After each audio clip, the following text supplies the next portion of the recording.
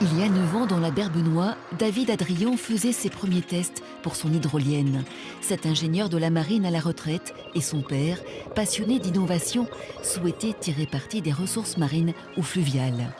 Ils n'imaginaient pas que ce serait un tel parcours du combattant depuis 16 ans. En réalité, après une difficulté, il y en a une deuxième, il y en a une troisième, et c'est un cycle comme ça qui dure pendant des années et des années. Donc c'est effectivement long, il ne faut pas se décourager, il faut tenir.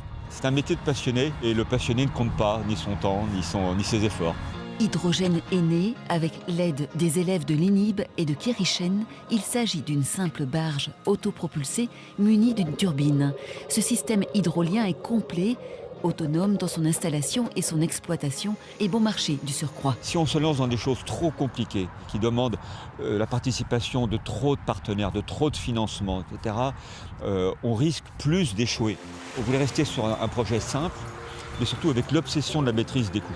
Ce projet a trouvé une concrétisation au Congo grâce à une rencontre avec l'association Potamaï, qui permet à des villageois de se former à différents métiers dans une structure spécifique. Pour l'alimenter, l'hydrolienne d'une puissance de 10 kW se trouve à proximité dans le fleuve Congo.